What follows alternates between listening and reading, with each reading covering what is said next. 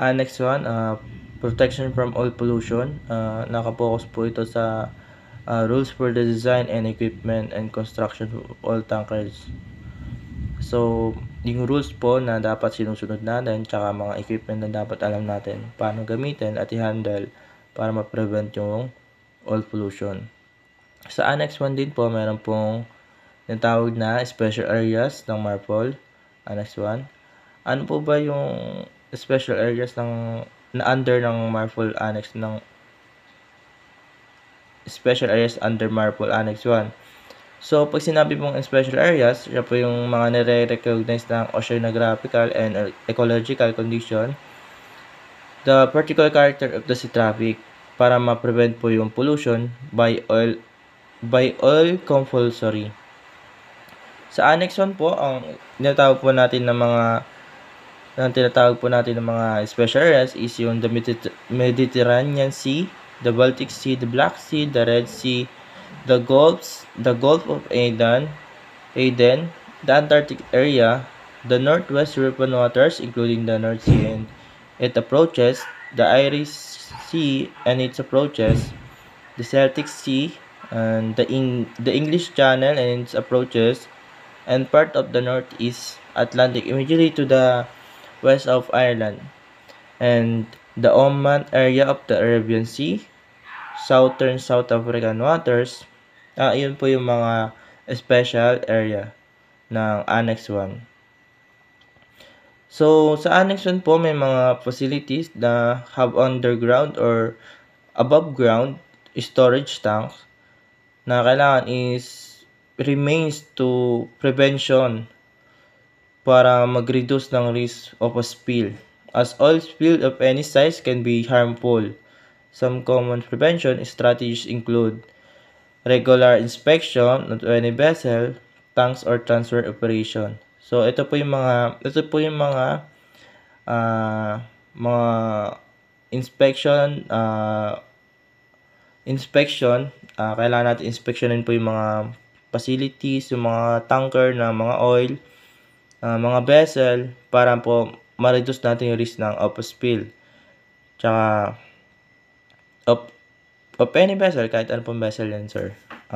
Ito po yung mga regular na kailangan natin ginagawa. Yung detailing specific rules and regulation for oil storage, transfer and containment, formulating detailed prevention of oil spill response plan. Pag sinabi pong formulating a detailed prevention and oil spill response plan, ito yung kailangan may plano po tayo kapag sakaling dumating yung oil spill or may mga nangyaring oil spill, kailangan meron tayong may response na plan para ma-prevent po natin to.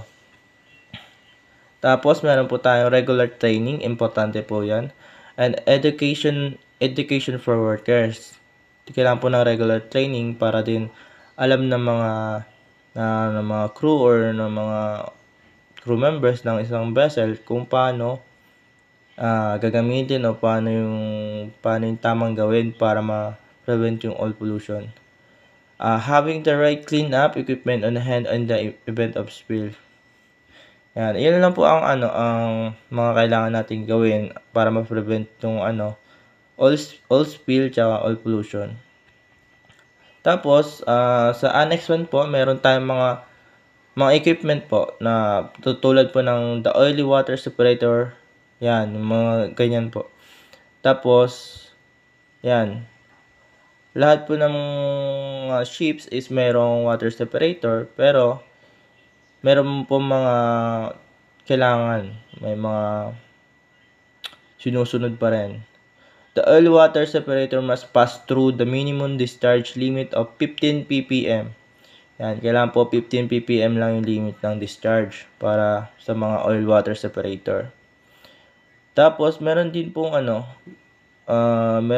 meron din pong within or beyond 12 nautical miles. Yan. Meron din pong pag tumatakbo yung barko, kailangan 12 nautical miles lang yung takbo niya para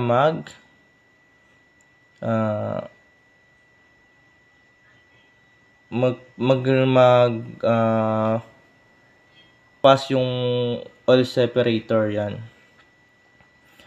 All ships are having ayan nga po. All ships are having oil water separator. Here, oily water mixture with are more than 15 ppm parts per million.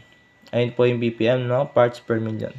Are stored into the filled tanks and mixture which is 15 ppm are pumped overboard.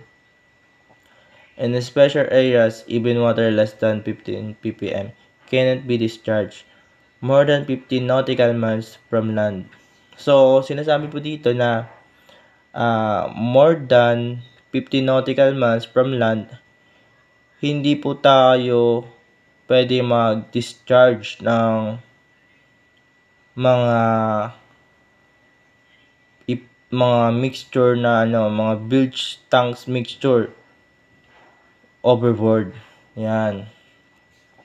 Tapos, sa Annex 1 din po, may the Oil Pollution Act 1990. Yun po. Yung oil pollution nga po, 1990. The Oil Pollution Act of 1990. Ayun yung parang rules talaga ng oil pollution. Oil pollution. Yun. OPA 90. TGUSC 2701 was legislation intended to avoid oil spills from vessels and facilities. It enforced removal of spilled oils and assigned liability for the cost of cleanup and damages. So, ito pong act na po na to is para sa removal and spilled oil and assigning liability for the cost of cleanup damage. Yan. Tapos, mayroon pong oil destroys the insulating ability of fur-bearing mammals such as sea otters. Yun nga po, ang oil pollution po, pwede po siyang mag-cause sa mga lamang dagat, yung mga hayop, mga isda natin sa dagat, pwedeng ikamatay kapag merong oil pollution. Yung oil pollution din po is pwedeng mag-kosto ng black na nabablock lang yung araw mula sa taas. Kaya hindi na wala nabablock niya. Kaya yung ilalim ng dagat mas hindi nakakasagap ng araw, which is doon na nagko-cause na maraming namamatay na mahayop kasi nawawalan sila ng contact sa araw, yung parang ganoon, sir. So, kaya rin po nagawa yung the Oil Pollution Act of 1990 dahil po sa mga nangyayaring oil pollution sa mga maraming pollution na nangyayari tulad ng may mga namamatay na hayop, yung mga ganun, yung mga nagkakalat na oil. So nagawa rin po yung the Oil Pollution Act para malaman kung magkano yung cost at saka ano yung cost para kailangan bayaran ng isang vessel. Yun po, sir. The Act of Oil Pollution in 1990 po. Ito po yung talagang rules ng the oil pollution. Tapos the cost of oil spills are considerable in both economic and ecological terms. Oil on ocean surface is harmful. So yan, sobrang harmful nga po ng oil pollution kasi maraming mapiperwisyong hayop, maraming mapiperwisyong yung mga tirahan ng mga hayop, mga tirahan ng mga isda, mga ganun po. Bali, yun lang po, sir. Maraming salamat po. Thank you po. Hi, sir. I'm Joseph P. Castello. I'm the reporter of Definition of Terms in MARPOL Annex 1. Definition of terms in the context of the MARPOL Convention, International Convention for the Prevention of Pollution from Ships. Annex 1 deals with the prevention of pollution by oil Here's an outline of some of the main terms defined in MARPOL Annex 1. Number 1. Oil. It refers to petroleum in any form including crude oil, fuel oil, sludge, oil refuse, and refined products. This term also covers oily substances derived from various sources. It encompasses any derivative petroleum from unrefined crude to processed forms like gasoline and lubricants. Additionally, the term can apply to oily substance from the sources, such as plant or animal oils that share similar hydrophobic properties. Number 2. Oily mixture. Any mixture that includes oil such as bilge water, ballast water containing oil, or oil contaminated cargo residue water. This this can this is a combination of substance that contains oil. This can include bilge water, the water that collects in the bottom of ship and mixed with oil. Ballast water that has been contaminated with oil or water containing residues from oil-based cargo. This mixture often requires specific handling and disposal methods due to their environmental impact, especially when they are released into the water or ground, as they can harm ecosystem and marine life. Number 3. Oil fuel. Petroleum-based fuel used in the operation or propulsion of ships such as marine diesel or heavy fuel. Common examples include marine diesel and heavy fuel, which provide the necessary energy to operate ship engines and auxiliary systems. Number 4. Oil residue sludge. Residues generated by the purification or other process of fuel in machinery spaces, including oily drainage and waste oil. Oil residue or sludge consists of the byproducts left behind the purification and processing of fuel oils with machinery space on ships. Number 5. Oil record book. A logbook or official record that must be maintained on board ships recording any discharge of oil or oily mixtures, cleaning of fuel tanks, and other relevant actions. The oil record book is an official logbook kept on board ships to document all operations involving oil or oily mixtures. This includes the discharge of oil, the cleaning of fuel tanks, and any transfer or disposal actions related to oil or oily substances. Number 6. Special areas. Designated regions where stricter measures apply to control oil pollution due to environmental sensitivity. Special areas under MARPOL Annex 1 include the Mediterranean Sea, Baltic Sea, Black Sea, Red Sea, and Antarctic Sea, among others. Number 7. Segregated ballast tank, SBT.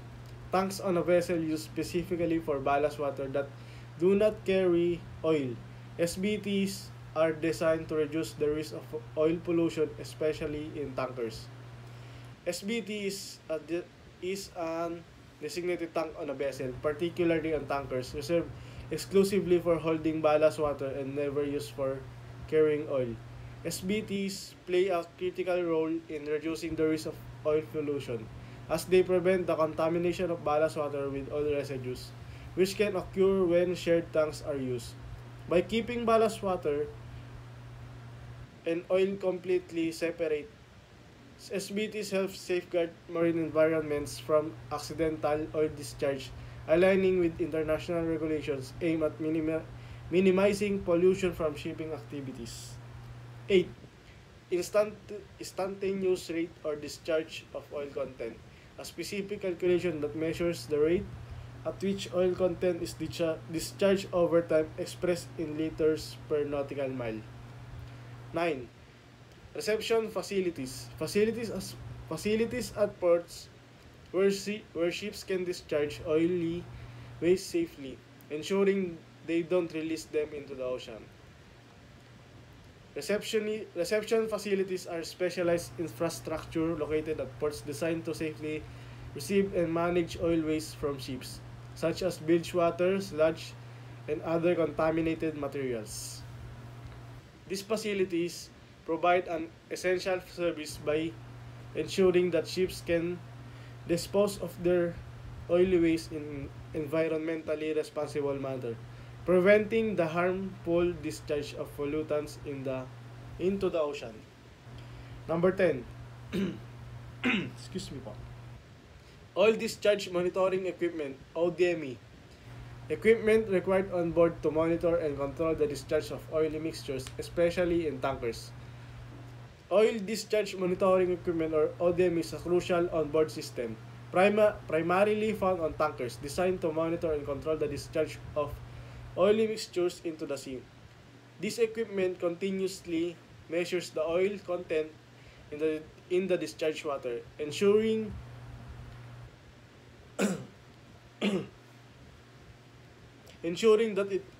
that it complies with regulatory limits set by international standards such as MARPOL.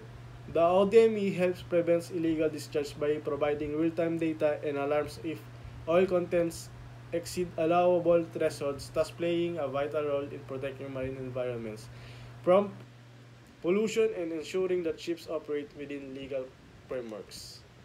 All of these terms are central to MARPOL Annex 1, guiding operational practice to prevent oil pollution from ships and enforce environmental protection standards. These terms are fundamental to MARPOL Annex 1, which establish international regulations aimed at preventing oil pollution from ships and promoting environmental protection in marine environment. MARPOL, short for the International Convention for the Prevention of Pollution from Ships, outlines specific practices and standards that vessels must adhere to in order to minimize the risk of oil spills and discharge. Terms such as oil discharge monitoring equipment, segregated ballast tanks, and reception facilities define the necessary technologies and infrastructures that support compliance with these regulations. By guiding operational practices such as proper waste management, monitoring discharge rates, and ensuring the safe disposal of oily residues, MARPOL Annex 1 plays a critical role in safeguarding marine ecosystems and preserving ocean health for future generations. Bye-bye. Good morning everyone, I'm Midshipman Navitan reporting about special areas. Special areas means a sea area for recognized technical reasons in relation to its oceanographical position, ecological condition, and to the particular character of its traffic. The adoption of special mandatory methods for the prevention of sea pollution by oil is prohibited. Or, special areas are specific sea regions designated under MARPOL due to their unique oceanographical and ecological conditions and the nature of maritime traffic. These areas require stricter regulation to prevent pollution, particularly by oil, because of their sensitive environments and the higher risk posed by shipping activities. Enhanced mandatory measures are implemented in these regions to protect their ecological health and preserve their unique characteristics. Here are the 9 special areas presented. Number 1, Mediterranean Sea. Number 2, Baltic Sea. Number 3, Black Sea. Number 4, Red Sea. Number 5, Gulf Sea. Number 6, Gulf of Aden. Number 7, Antarctic area. Number 8, Northwest European. And lastly, number 9, Gulf of Oman. In respect of Antarctic area, any discharge into the sea of oil or oily mixtures from any ship shall be prohibited. This regulation is part of international efforts to protect the fragile Antarctic environment from pollution and its harmful effects on marine life and ecosystems. Ships operating in this area must retain all oil and oily residues on board for proper disposal at designated facilities. Outside special areas. Outside special areas refers to all the other sea regions that do not have the same stringent pollution control measures as special areas. While pollution prevention regulations still apply, they are generally less strict compared to those within special areas. Here are some examples of outside special areas. En route and as far as practicable from the nearest land. 3 nautical miles from the nearest land for food waste communicated or grounded, capable of passing through a screen with openings no greater than 25 millimeters. 12 nautical miles for untreated foodways, 12 nautical miles from the nearest land for cargo residues. Animal carcasses in accordance to guidelines. Cleaning agents or additives contained in cargo hold, deck and external surfaces. Wash water as long as not a marine pollutant.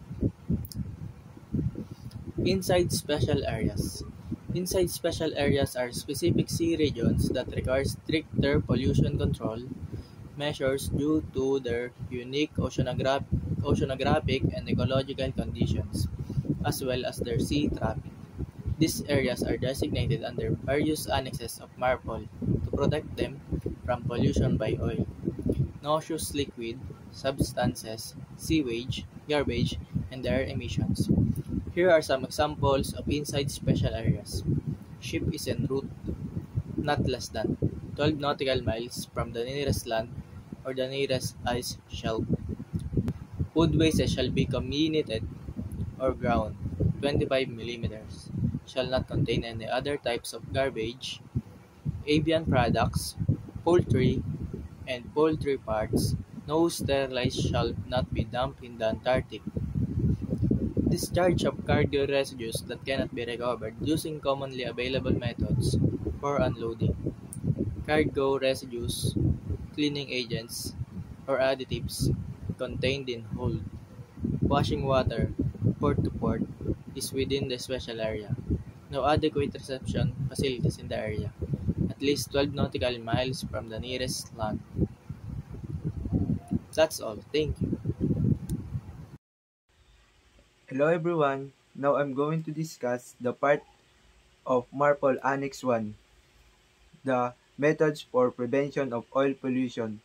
I have 5 different methods that is needed. Number 1 is regulation and international convention. Nakapaloob dito yung MARPOL, International Convention for the Prevention of Oil Pollution from the Ships, enforces rules on ships, design waste management, and oil discharge. Ibig sabihin nito is na-develop siya ng IMO to prevent oil pollution kasi merong isang biggest history ng oil spill at nag-cause siya ng damage sa marine environment. And if a ship accidentally discharged oily water exceeded the legal limit, the company can face fines or lose its certificate. Isa pa dito is national regulation. Government implement law restricting oil spill from industrial, agricultural, and marine activities. Ibig sabihin nito is yung government nag-implement siya ng law para ma-restrict yung oil spill from industrial and sa marine activities. Number 2 is oil spill prevention technologies. Nakapaloob dito is yung double-hulled ships. Reduces the risk of oil spill, collision, or accidents. Sa ships have yung double-hulled ships is meron siyang 2 layers of hulls. If the outer hull is damaged and the inner hull mapiprevent niya yung pag-leak ng oil sa ocean. Isa pa is yung ballast water management. Proper treatment of ballast water prevents contamination from oil residues. Yung pagbalas ng water management is kailangan talaga para hindi man siya gigilid-gilid kung sakaling gumilid, hindi yung oil. Isa pa dito is yung boom and barriers. Deploy around vessel to contain accidentally oil releases. Merong mga equipment na pang barriers para i-deploy sa vessel para maiwasan yung accidental oil release. Number 3, routine maintenance and monitoring. Nakapaloob dito is vessel inspection. Regularly inspect ships, pipeline, and offshore rigs to identify and repair leaks. Vessel inspection. Napaka-importante nito. Lalo na kung para makita kung may butas ba yung hull mo o para regularly inspect mo siya, yung pipeline, pag offshore, para ma-repair yung mga leaks kung sakali mang may damage. Oil leak detection system. Install sensor on pipelines and equipment to detect leaks early. Yung pag-install ng oil leak detection, ewan ko lang kung meron nito sa barko. Pero install sensor or pipeline para ma-detect yung mga leak kung sakali mang may leak. Tank cleaning in waste oil management. Proper disposal and treatment of tank sludge and waste oil.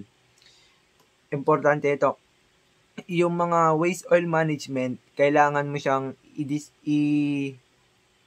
i-manage kung saan man siyang may proper na disposal. Meron ginagawa yan ng nilalagbook yan, parang kung sakali mang i-dispose siya, yun.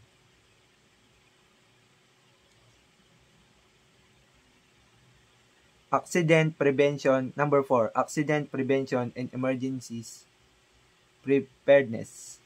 Crew training.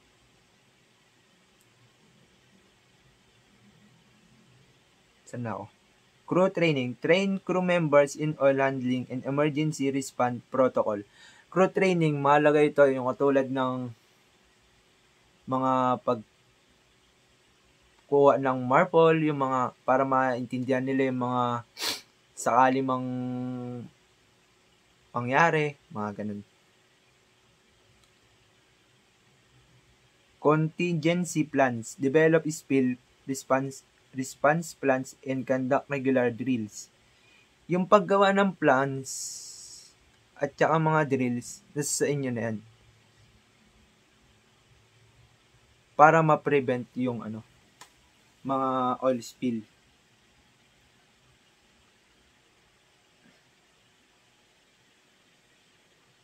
Emergency equipment. Ensure booms, skimmers, and disperants are available and ready for use. Yung mga emergency equipment katulad ng mga booms, skimmers, and disperants, kailangan ready na siya kung sakali mang magkaroon ng oil spill, yung mga paglilik. Last is number 5, improve industrial practices. Proper waste management, avoid discharging untreated waste into waterways. Yung proper waste management na para ma-discharge and ma-untreated waste into waterways. Oil recycling programs. Encourage refining and recycling of used oil. Use of biodegradable lubricant. Minimize the environmental impact of accidental discharge. Nice. Thank you. Discharge provision for oil and oily waste are typically governed by environmental regulations to prevent pollution. Key aspects include Number 1. Regulatory framework. Compliance with regulations such as the Clean Water Act in the US or MARPOL. Internationally, which set standard for discharge. Number 2. Permitting. Permitting ba yun? Permitting. Facilities must obtain permits that outline specific limits for discharge, monitoring requirements, and reporting obligation. Number 3. Best practice. Implement of best management practice BMPS to minimize spills and leaks, including proper storage and handling procedures. Number 4. Treatment requirements. Oily waste must often be treated to remove oil and grease before discharge, using methods like oil water separators or other treatment system. Number 5. Monitoring and reporting. Regular monitoring of discharge points for oil content with reports submitted to regulatory agency to ensure compliance. Number 6. Emergency response. Plans must be in place to address spills or leaks, including containment and cleanup procedures. Number 7. Training. Personnel should be trained in handling oil waste and understanding regulatory requirements. For a specific regulation, it's essential to consult local and national environment authorities.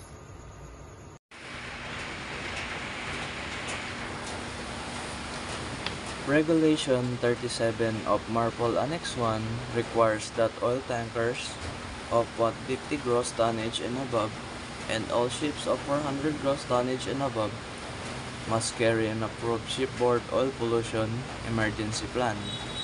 So sinasabi dito na ang mga oil tankers na mahigit 150 gross tonnage pataas at mga 400 gross tonnage pataas ay dapat meron silang aprobadong shipboard oil pollution emergency plan. The SOPEP is mandated by the International Convention for the Prevention of Oil Pollution or Prevention of Pollution from Ships or MARPOL, specifically under Annex 1, which deals with oil pollution. Compliance with the SOPEP requirements is crucial for ensuring that vessels are prepared to handle oil spills effectively and minimize their environmental impact. A shipboard oil pollution emergency plan or SOPEP is a document required for all tankers and other vessels that may carry oil as cargo. It outlines the procedures to be followed in the event of an oil spill or oil pollution incident. So, ang SOPEP, kinakailangan ito ng mga oil tankers upang magkaroon ng SOPEP. Kailangan nila mag-comply ng mga requirements kasi napaka-crucial na ito upang ma-minimize or mabawasan ang environmental impact ng mga oil pollution. So, ang SOPEP ay isang dokumento na kinakailangan ng mga oil tankers or ibang vessels na merong kinakargang mga oil. Ang SOPEP, meron siyang nilalaman ng mga procedures na kailangan sundin kung sakali mang may mangyari mang oil spill. Ang mga nilalaman nito ay emergency response procedures, roles and responsibilities, communication plan, equipment inventory, training and drills, reporting procedures, environmental considerations, plan review and updates. Ito ang mga procedures na kailangan sundin ng mga oil tankers. On March 24, 1989, the Exxon Valdez spilled over 11 million gallons of Alaskan crude into the water of Prince William Sound. There were many lessons learned.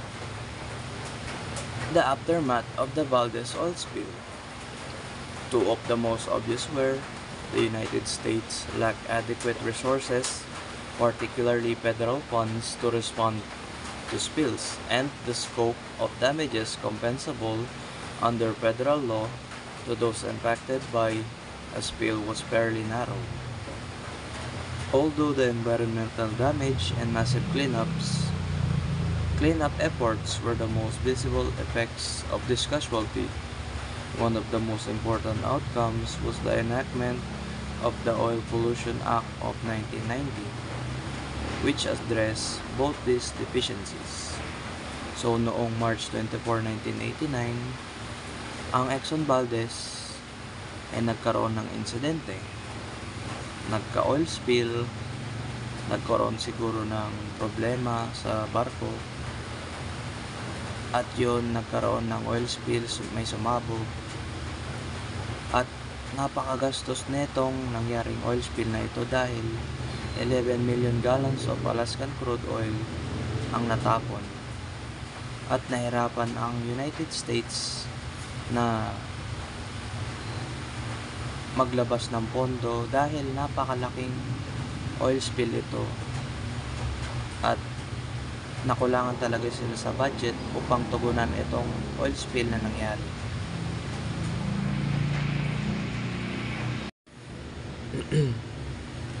The Oil Pollution Act of 1990 amended the Clean Water Act and addressed the wide range of problems associated with preventing, responding to, and paying for oil pollution incidents in navigable waters of the United States.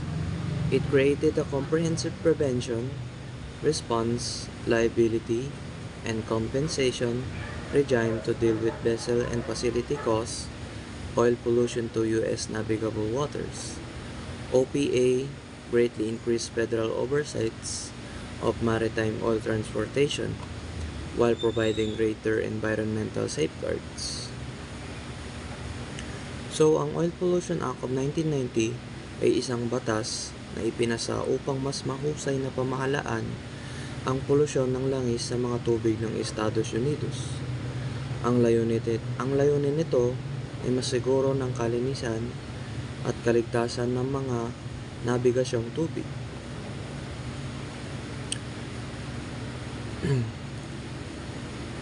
These safeguards is setting a new requirements for vessel construction and crew licensing and manning. So, mas hinihigpitan nila ang pagbibigay ng requirements sa mga construction ng mga vessel, pagbibigay ng lisensya sa mga tauhan, at maayos na pagkuha ng mga tauhan. Contingency planning. Kailangan ng mga kumpanya na magkaroon ng mga plano para sa mga emergency na sitwasyon o aksidente. Pangatlo, pinalakas na kakayahan ng federal. Pinabuti nito ang kakayahan ng mga ahensya ng gobyerno na tumugon sa mga insidente ng polusyon. Mas mabilis na aksyon ang maaaring ipatupad kapag may nangyaring insidente. Broadening Enforcement Authority. Pinalawak na otoridad sa pagpapatupad. Nagbigay ito ng higit pang kapangyarihan sa mga ahensya upang parusahan ang mga lumabag sa batas, kasama na ang pagtaas ng mga parusa.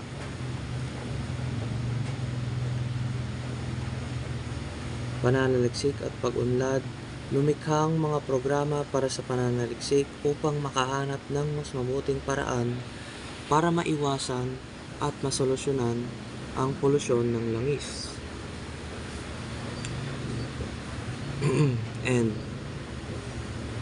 significantly broadening financial responsibility requirements.